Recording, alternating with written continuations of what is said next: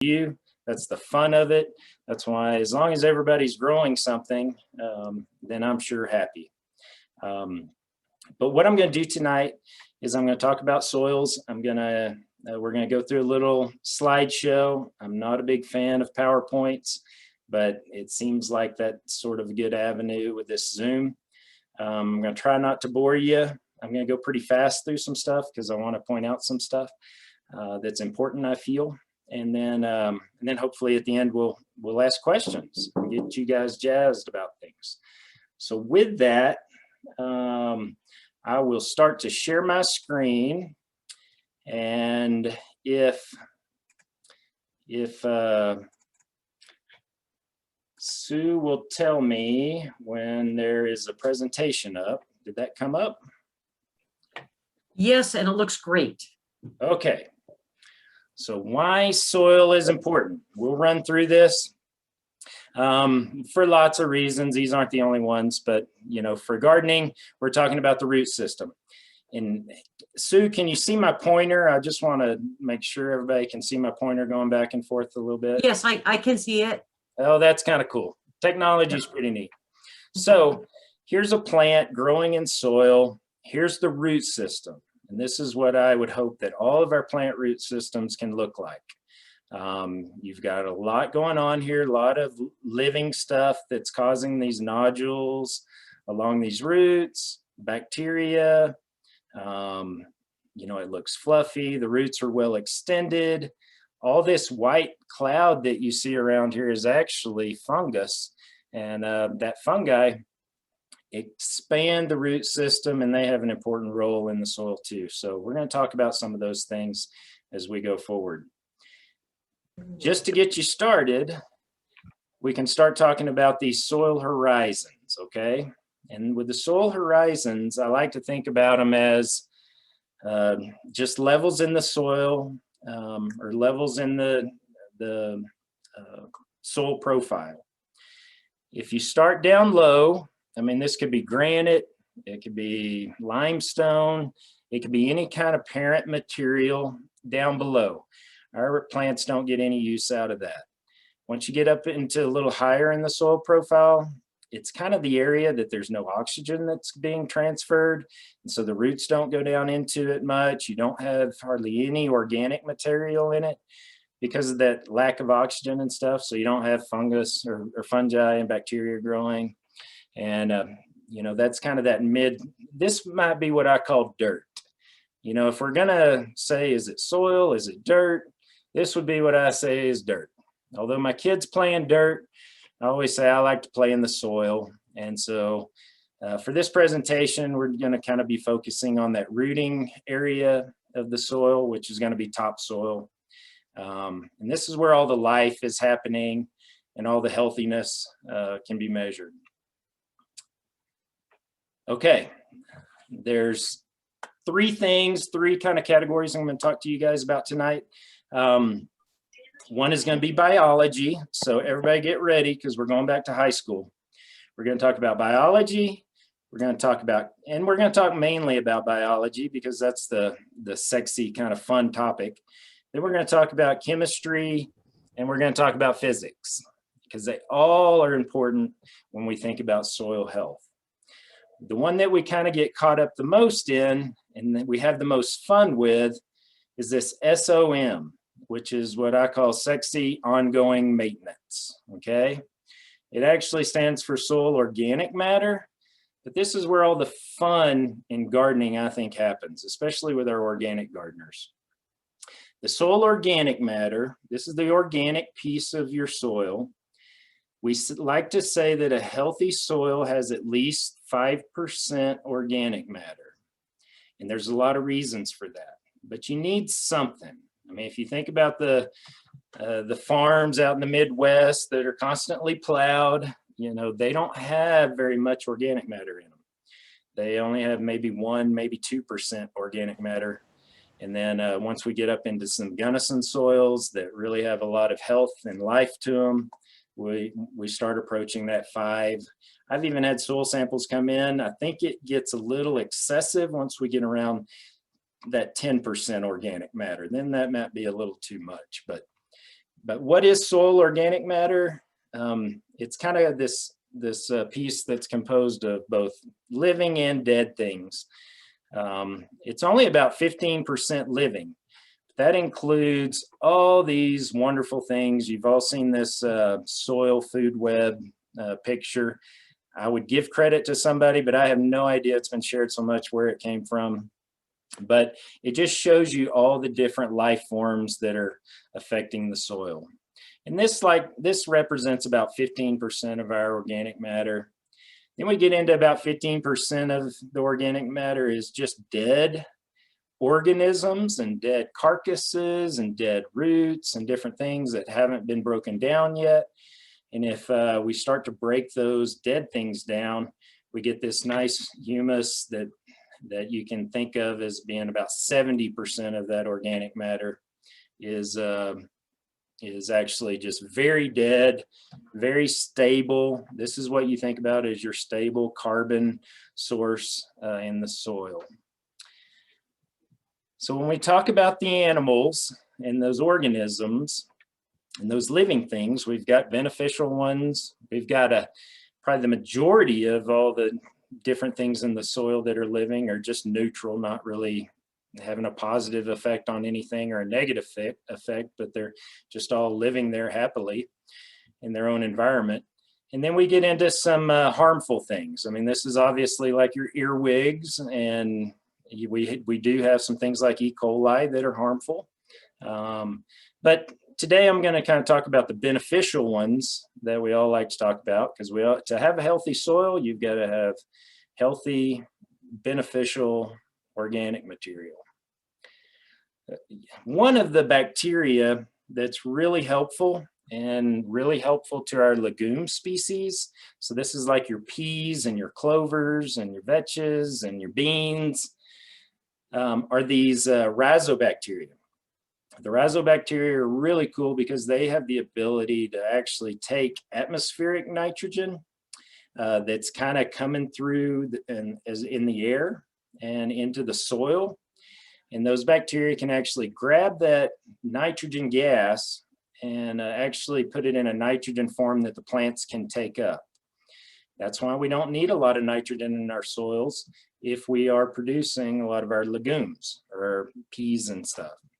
It's hard to raise beans in Gunnison, but the peas, if you pull a healthy pea plant out, you're going to see all these little nodules around the roots. These nodules are what are those rhizobia bacteria, and they're pulling nitrogen from the atmosphere and putting it into the plant, because nitrogen is a huge mineral that we need our plants to uptake for proper growth. The cool thing about it is that those bacteria wouldn't be healthy without the plant being healthy. And when you have a root, the root actually provides a ton of sugars to these bacteria, so it's a symbiotic relationship, and it's kind of a cool thing. There's also a lot of other bacteria in the soils that help out the roots. They actually can mine around the roots some different minerals and pump those into the roots. And so I don't want you to get focused that it's just rhizobia bacteria, but because there's a lot of helpful bacteria as well. The other big one is the fungi. The fungi, primarily their goal is to extend the root system, and they can extend it up to 1,000 times, just depending on how much good fungi are going on around the root system. This mycorrhizae, it's from the fungi, but that is a word we use for what these threads are. If you can see in this photograph, all these little threads are the fungi that are attaching to a root system and expanding its capability to reach out and mine all sorts of minerals from the soil. So healthy roots really do better with this mycorrhizae. It also helps the plants to take up water, and we'll get into some more benefits. One of the benefits, one of the biggest benefits even, not that the plants are not just getting more healthy, but at the same time, the fungi will help build the soils. And so they do that in a way that they kind of put out this glue. And this glue helps to build particles or put particles together into little aggregates, or what we call PEDs, which are sort of like soil clods, I guess. And when we have kind of our soil bound in these little aggregates, then that opens up a lot more space for water and air to go through. It makes your roots a lot easier to go through the soil. And so that's kind of a cool thing that fungi do too. So when we're talking about the organic matter, how are we going to add it? One way is compost. I think it can make up a huge piece of your soil if you can get some good compost. Thing about compost is it's a great carbon source and a source of nutrients for the different life forms in the soil.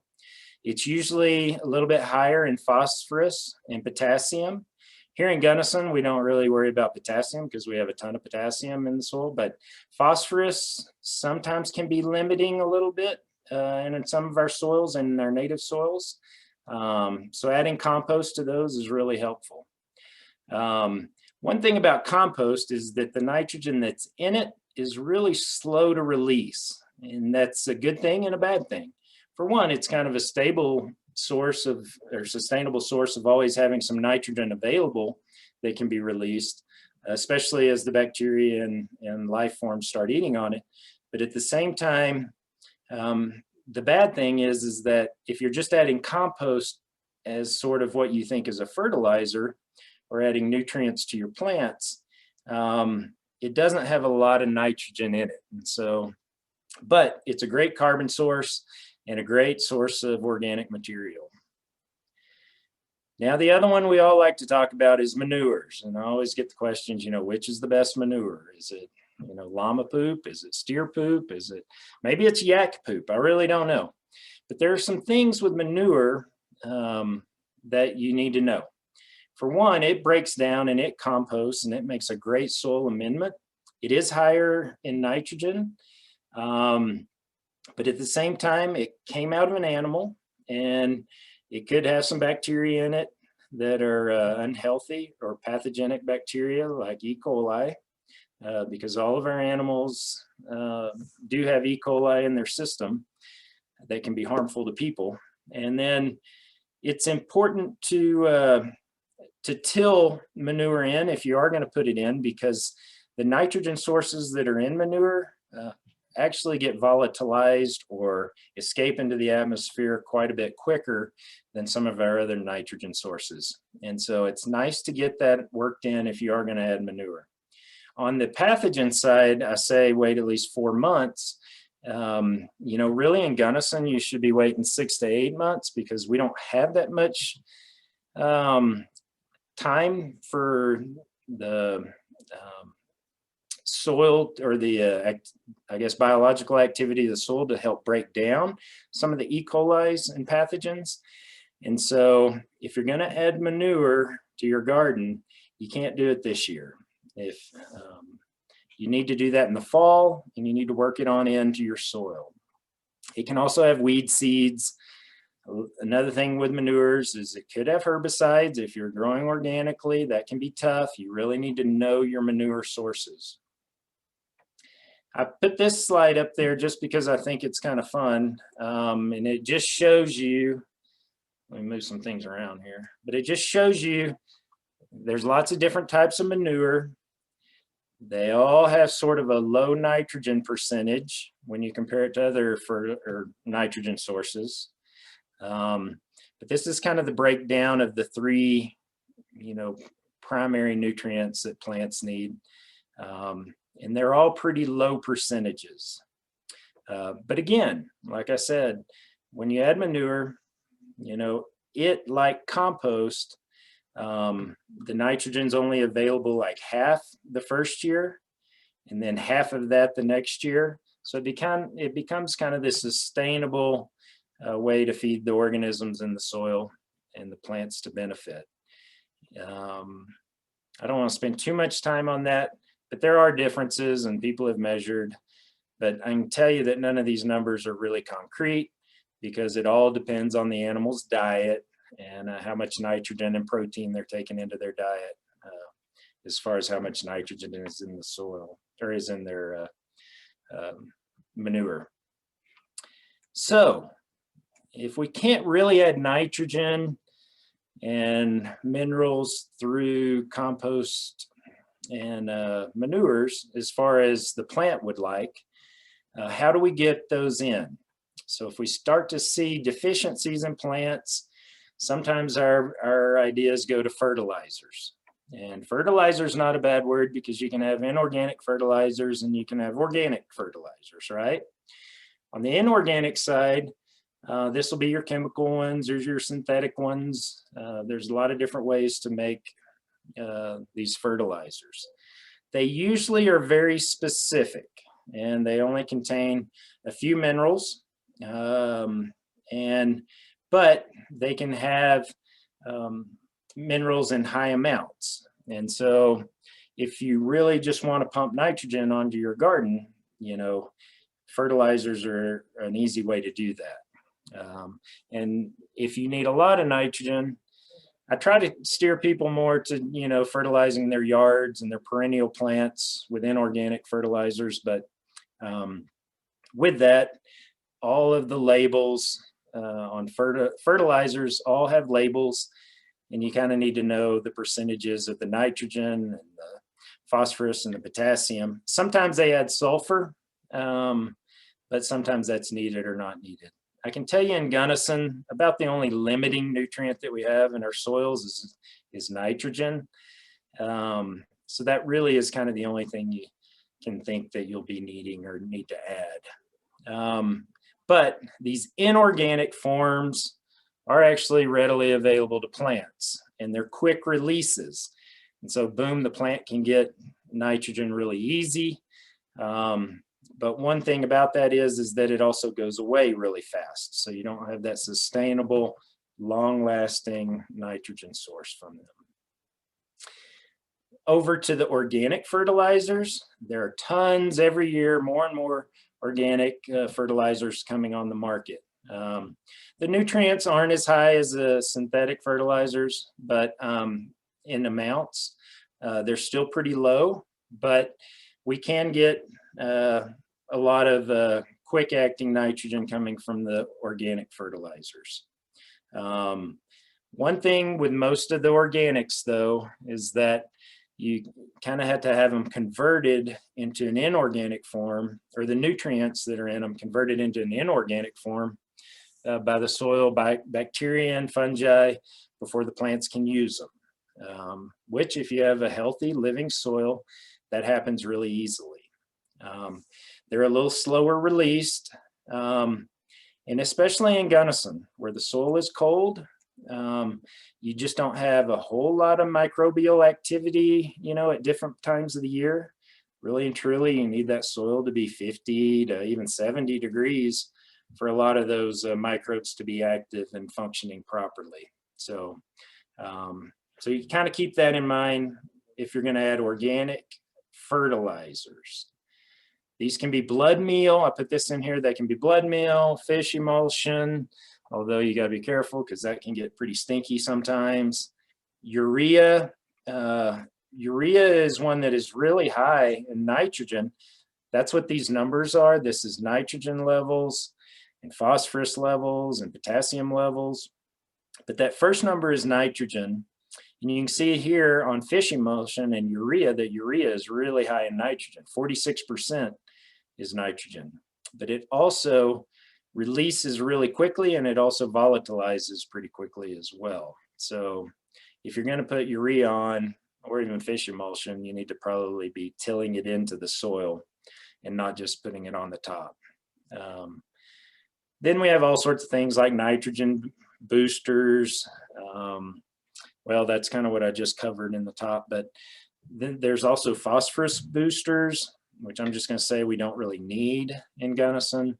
Potassium boosters really aren't needed all that much either, especially if we have a healthy living soil. So one thing I did want to cover is legumes, and these are those like I said before, these are those ones that love to have the rhizobia bacteria beside them, making the nodules and fixing the nitrogen. Here in Gunnison, if you look out across our hay fields, we'll see a lot of hairy vetch, we'll see a lot of red clover, we'll see a lot of white clover in these fields, and that's why a lot of these ranchers don't fertilize anything in their fields, because they actually have clovers and vetches that can really do beneficial things to the soil and provide a ton of nitrogen for the other grasses. And so having a mixture and diversity of grass and legume species in your hay meadows actually is really beneficial. And that's where we get into our cover crops.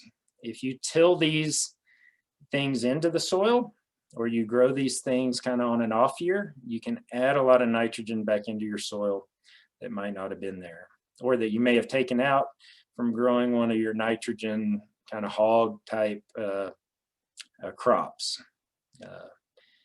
Potatoes, if you're growing potatoes, you're going to find out real quick that you're going to have a great crop the first year you plant potatoes. The second crop, or the second year, if you don't do anything to your soil, it's not going to be so good. You're not going to have, because they love nitrogen.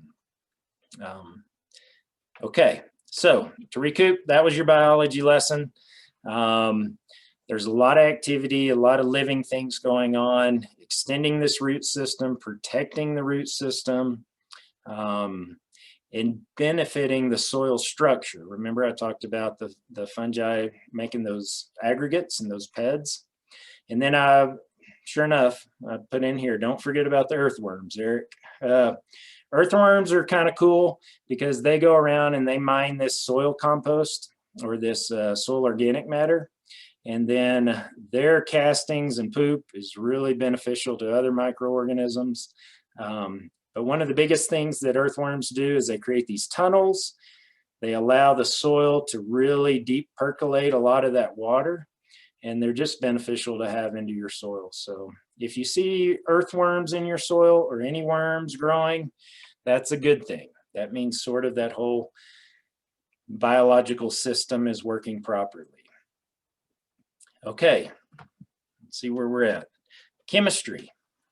I think I'm doing good on time. So let's talk a little bit about chemistry. We talked about biology. I don't know how many people were fans of chemistry in high school, but I'm just going to talk about a couple of things. This is a real busy slide, so don't get too hung up in it. But the major nutrients, or most of the essential nutrients that plants need, all are what we call cations, or they have this positive electrical charge to them. The root hairs, like this is a root hair, it's going to be kind of a negatively charged structure.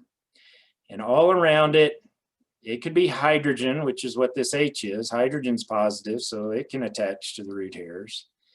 But maybe instead of hydrogen, we got to have that inorganic kind of mineral like calcium or magnesium, or any of the minerals. They can come over and attach in place of these hydrogens. And that's how the roots kind of uptake a lot of these minerals. And it all kind of happens in this soil solution around the root hairs. Now, if you look over here, these are the big nutrients that the plants need for life. Nitrogen is the biggest one for growth. Phosphorus, potassium, those are what we call our primary nutrients. That's why when you go to the store and you buy fertilizer bags, they primarily have 3 nutrients available, because those are the ones that are the most limiting of the plants. When we get into the secondary chemicals, they're needed a little bit less. And then the tertiary minerals are those real micro minerals that the plant needs to have life, but doesn't need a whole lot of. And you may not have a lot of these in the soil. This is where the fungi become real important, because they can stretch that root system out and really go find these micronutrients for those roots. We're going to talk a little bit later about clay, but particles are just little pieces of soil that these positive minerals can attach to. This humus up here, this is that soil organic, that very broken down soil organic matter. We can get a lot of our minerals attaching to that as well. So you have all these minerals to mine over here by this root, but it happens through this soil solution. And that's where the chemistry starts to come into effect. We talk big about pH, and the pH of your soil is really, really important. We talk about, and this is kind of how minerals can go back and forth towards that root system. If you have a pH of 7, I don't know if you remember talking about pH in chemistry in high school, but 7 is what we call neutral. In this green box here, this is the area that plants really do the best in, because these essential minerals can be uptaken by the plants well in this pH solution, or this soil solution with a neutral-ish pH. Once you start getting into some of our Gunnison soils, so I see this is kind of, I've tested a lot of soils over the last 15 years, and you know, we do have some neutral soils in Gunnison, but then we also start branching up into the 8.5 range on some of our pH of our soils in Gunnison. And so at that point, if you say you have a soil at 8.5, well, now all of a sudden copper and zinc may start to not be absorbed by the plants very well. Maybe you get into some boron issues, although that's a really hard one to diagnose or even test for. You may even start to have some calcium issues. So if you have a high pH soil and you're trying to grow tomatoes in it, you know, you might have some calcium deficiency in your tomatoes, and that can cause some issues. And then also even nitrogen. You might not be able to absorb nitrogen into your roots very well with a high pH soil. So this is a great slide and a huge one to kind of mentally get your head around. If you're in the neutral zone, your plants are able to take up minerals a lot better than if you're on the high end of the pH side, which we call these higher end pHs basic. And then if you get to the lower pHs, like down around 5, then that's really considered acidic. And while blueberries do good in an acidic soil, most other plants won't. The other thing to know about pH, just real quick, is that it's sort of logarithmic, and so as you go up in pH, it gets stronger and stronger, and it gets harder and harder to change your soils to lower the pH. So if you say, okay, I've got a pH of 8, how do I get it to a pH of 6.5? Well, it won't happen. Just because it's so hard, you probably end up having a lot of calcium carbonate or lime in the soil once you get up into these higher pHs, and it's just really hard to ever reduce it. If you don't have lime in your soil or you don't have calcium carbonate, there's a chance you could add sulfur, and sulfur can kind of bring down that pH a little bit, but only a little bit. And the way it does that is you put sulfur in the ground and the microbes produces sulfuric acid, basically. And so that acid sort of helps bring down the pH a little bit. But the big thing is pH is one of those things that you can't change in your soil, and just kind of know that. If you have an acidic soil, I'll just to go back, if you have an acidic soil, it's a lot easier to bring it up than it is having a basic soil like most of us have and bring it down. Okay, so we did biology, chemistry, real quick, physics. This is really important. And physics is actually the structure of your soil. There's a lot of key concepts in this. Here's 3 different types of soil. The one with the shovel is sand. So you just think about sand like the beach. If you think about this middle soil, it has a little more structure to it. That's going to be your loamy soils. And then over here on the right, this is what you'll see more in Steamboat and down in Durango. You'll get into some of these clayey soils that actually crack. And I've seen some of these clay soils down in the South where you can have like a 12-inch crack going through them just because they're so tightly bound.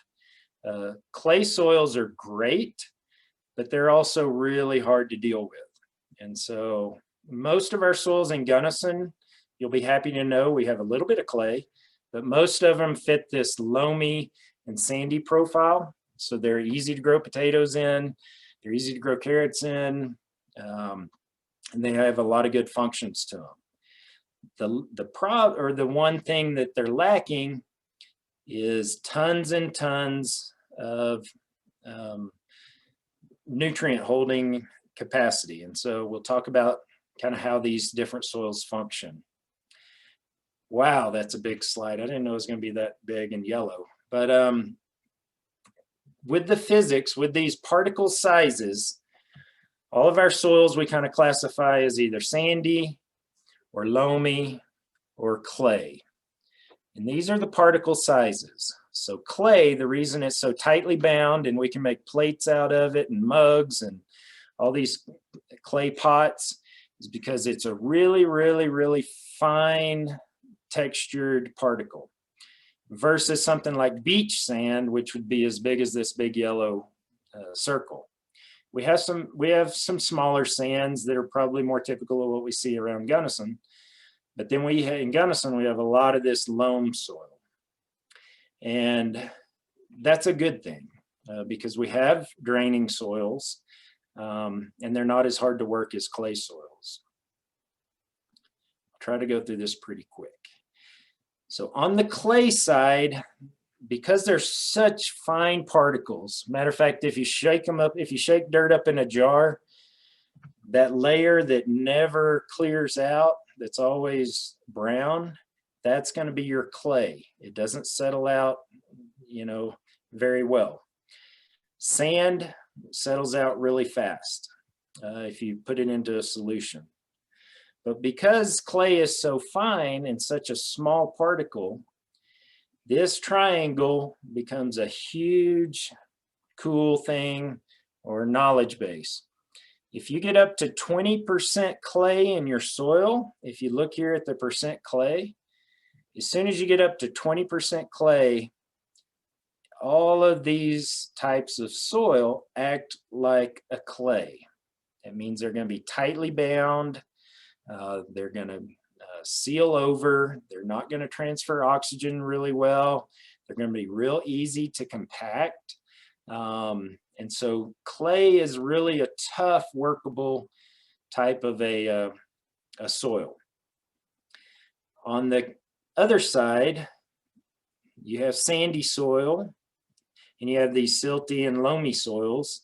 And silt and loam, they're not the same, but for the most part, they're kind of the same size of particles. As you go up in sand, this triangle, you can figure out what's your percent sand in your soil, what's the percent silt or loam in your soil, and what's the percent clay. And then from this chart, you can decide exactly what kind of soil you have. I put this microgram graph in about, or picture in about the size of these clay particles. If we go back, sorry about that if that hurt your eyes, but the clay particle is real small, but it's also not a nice little circle. Clay likes to stack together. This is what makes it so compactable, I guess, but it's in these little tiny platelets. And that's why the nutrient holding capacity is huge in clay soils. So these clay soils can hold a lot of those minerals around them a lot better than sand can. So that's a positive that clay has going for it, is that ability to really hold those nutrients around it.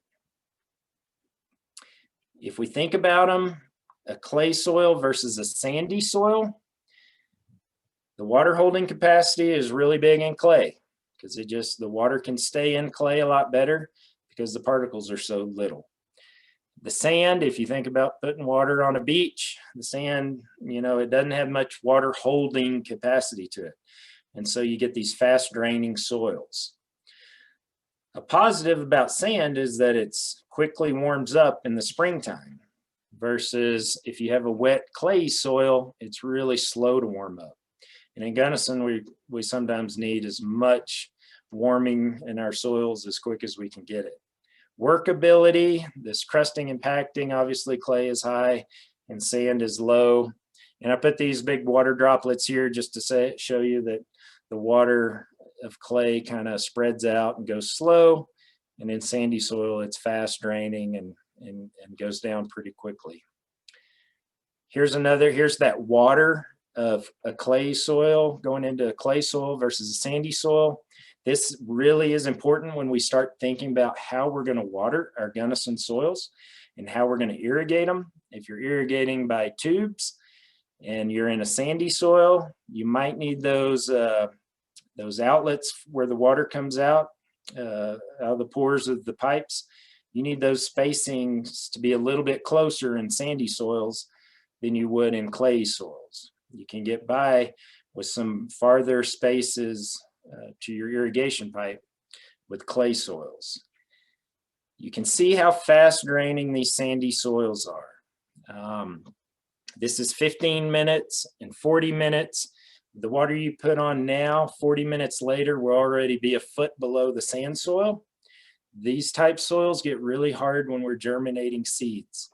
When we get into the clay soils, sometimes you can have just too much water pooling or sitting at the top, or it doesn't drain very well.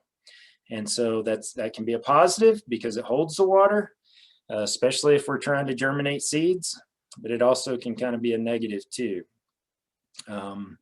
But also people that are watering their yard, just as a side note, you have to put a lot more water on at different times when you have a sandy soil versus a clay soil.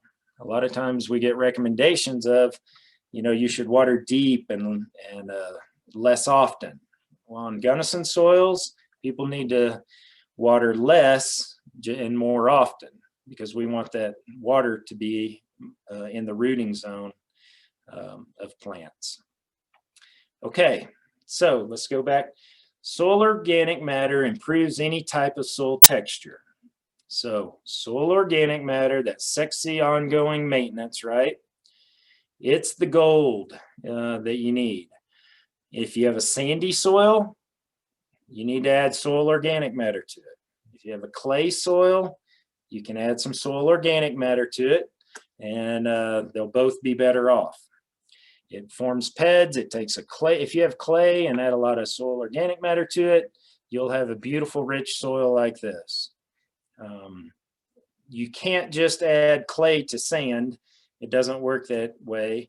And you can't just add sand to clay and get the best type soils. So just know that you can't add a soil to a soil and change it. You really need to be adding soil organic matter to it to bring stuff in. Okay, so Eric's blend. If you've listened to all that, you're really stumped and you're starting a new garden, here's kind of the foolproof thing. Topsoil. We want that good native topsoil, and you need to know where it came from. And you need to know what it's made up of. What is the majority of that texture of that soil? Is it sand? Is it loam? Is it sandy loam? Does it have a clay in it, and how much clay is in it? But 50% of your garden should just be good quality topsoil. You're going to pull in a lot of nutrients and stuff in good topsoil. Then you're going to add some fluff to it. You're going to add a lot of kind of compost and carbon material to it that's been broken down. And this is really going to help your soil out and allow the nutrient or the biological activity to have fun in that soil. Oh, and then we get to 20%, just fun stuff. And people tell me all the time, what should I add? Should I milk out my, worm bin and put make some worm compost tea. Should I put that in? And I say, sure, you bet. That sounds fun. Mushroom compost. I'm a big fan of mushroom compost. This is the dirt after mushrooms have grown in it. So you have a lot of cool stuff going on in mushroom compost. But it also could be, you could put shredded leaves on it. You know, you could take your coffee grounds and, you know, what other kind of compost teas you come up with, you could add those in there too. But I say on the fun stuff, try not to go over 20%, but make it fun. These are the things that are going to make your vegetables taste better, or for sure you're going to feel that they taste better. And it's also, you can't hurt anything if you're not going over that 20%. So with that, I'm going to stop sharing my screen. And I'm going to have one thing I want to do with you guys, if you'll bear with me. There's a tremendously great resource that I want to share with you. And if I can find it here.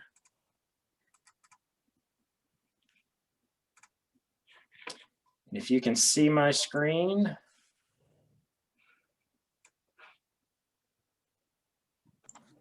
We can see that, Eric. Can you see the web soil survey? Yes. Okay, great. Okay, web soil survey. This is a very, very underutilized product. Just Google web soil survey. First thing that pops up, you click, you find the big green dot, you click on that. This won't take, oh. Let's see if we can get there. And then it comes up with this big government type program that's sort of hard to get around in, but let me just show you what you can do. You know, one thing I wanted to look at, I can draw little areas and zoom in on them. Here's Gunnison. I'm gonna go down, we're gonna start looking into the Crested Butte area. And I wanted to come here to Crested Butte South. Oh, look here. I can draw Eric, little.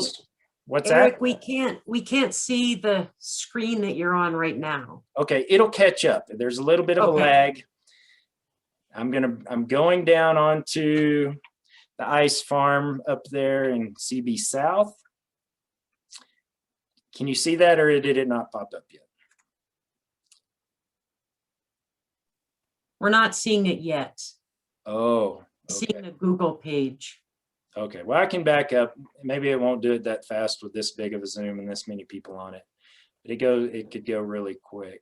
But this web soil survey, what it allows you to do is really zone down or focus in on an area, create an area of interest. It could be your backyard. It could be Cold Harbor. It could be Sue's gardens at her house. And from that, you can really quickly tell what kind of soil the native soils are. And so I'm gonna ask you, Sue, did it come up finally? Do you see? No, we are still only seeing your Google screen. Oh, that's no fun. Okay, we will drop out then. And that's all I have. So I'm open for questions. I went over a lot of stuff really quick, but I would encourage all of you to Google web soil survey and then just play with it. And it has instructions on it that you can really do some good things that way. So with that. Thank you, Eric. Eric, we have about 5 minutes for questions, and 3 questions came in on the chat. Oh, okay. I see 29, so I'm glad there's only 3. Yeah. Well, there were other ones, but we kind of dealt with what fava beans taste like and other fun. We had a fun chat while you were presenting amazing slides. So one of the questions that Rachel asked was, can you please talk about how to cycle cover clover and cover crops here in Gunnison? Are we talking a season of clover and then wait a year and then a season of veggies? Thanks for clarifying. Yeah, on the cover crops, that's a hard one in Gunnison, right? Because our growing season is so short and you want to be growing vegetables or food during that time period. You know, you can start after you harvest. You can try to get some things to germinate. You can try to get some of the, maybe an annual. You're not going to have much success actually with these clovers and legumes. You might could plant some peas, but that's going to be pretty expensive.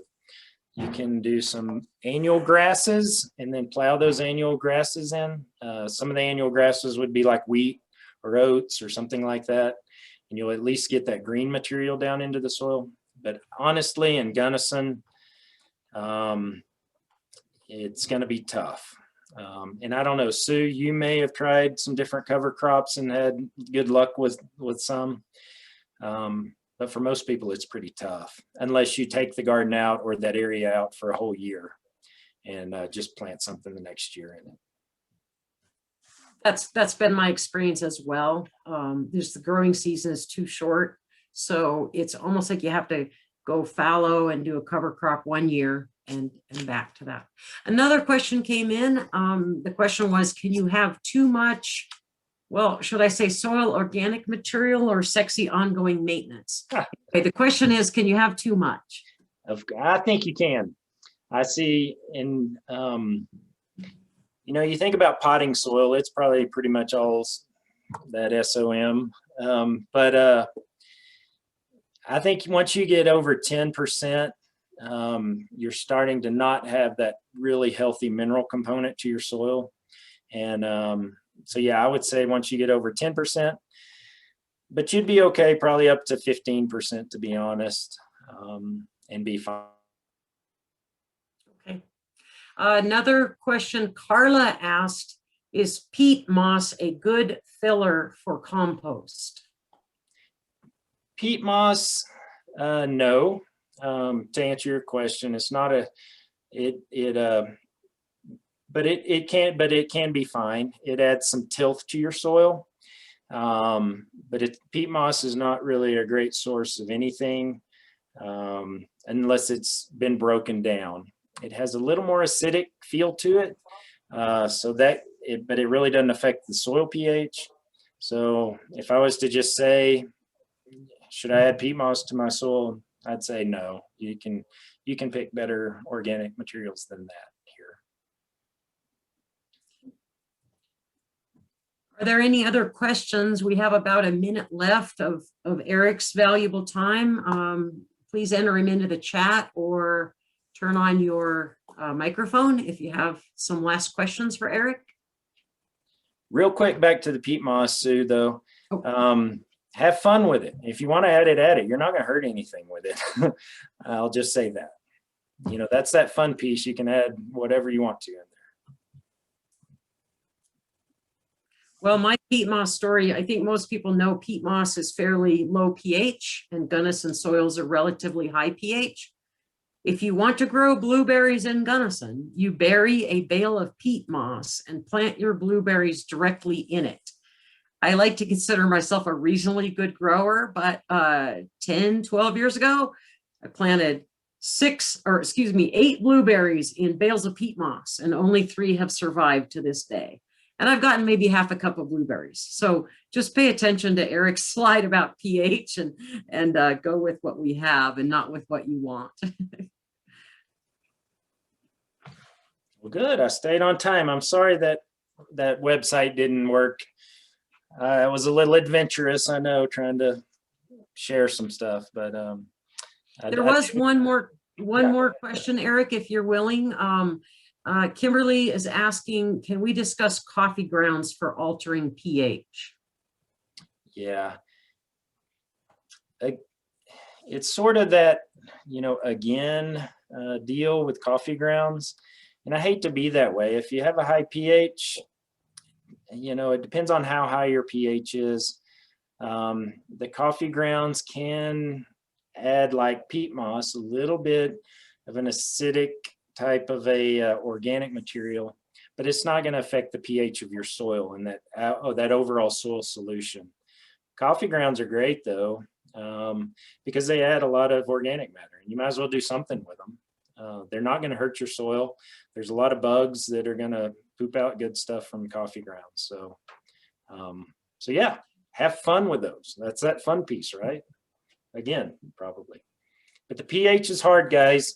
If you have a, and I would make the plug that you don't know your pH unless you have the soil tested.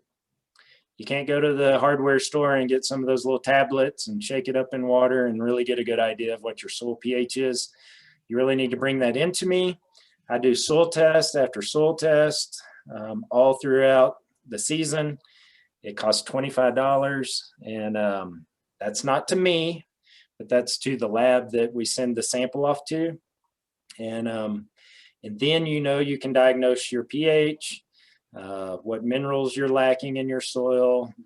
You can quantify that cation exchange capacity. You can learn a lot about your soil by just getting it tested. And so that's my biggest point for everybody to take home. So if you don't know what you're growing in, how do you know what to add to it? Wonderful, Eric. Thank you so much. This was a fantastic presentation. And just a reminder to everyone, it will be posted on YouTube. I think we'd all like to see some of those great slides again. So thanks for your time. And we're going to, unless you have any closing remarks, we'll move over to the Locavore Roundtable. No, thank you guys for letting me start your conference off. And I hope that you have a good discussion and for all the rest of the 2 days too. So thank you guys. Thank you, Eric.